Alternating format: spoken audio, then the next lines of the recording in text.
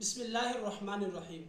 सवाल ये है कि कुंडों की न्याज वगैरह करते हैं। जैसे 15 रजब मुरज्जब को वफ़ात का दिन था हज़रत सैयदना इमाम जाफ़र सादिक रज़ियल्लाहु तआला अन्हु का, जो हमने मनाया। तो इसी मौके पर जो हमने कूंडे लिए, यानी कूंडा बोलते हैं उस बर्तन को जो हम लेते हैं जिसमें खीर वगैरह हम डालकर खाते भी हैं। तो वो बर्तन क्या हमें समंदर वगैरह में ठंडा करना ज़रूरी होता है? देखें, अगर हम इसको सही है, बिल्कुल सही सलामत है और ख़राब नहीं हुआ, नहीं टूटा फूटा नहीं है, इस सूरत में हम उसको ठंडा नहीं कर सकते।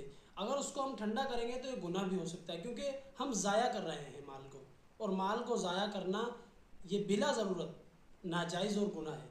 देखिए, तो अब हम इसको दोबारा जो न्याज आएगी या किसी कोई और इवेंट आता है तो उसमें हम इसको ज़रूर इस्तेमाल कर सकते हैं, इसमें कोई मजाक नहीं है। हाँ, अगर ये कहते हैं कि ठंडा करना ज़रूरी है तो ऐसा कोई मामला नहीं होता कि ठंडा किया जाए।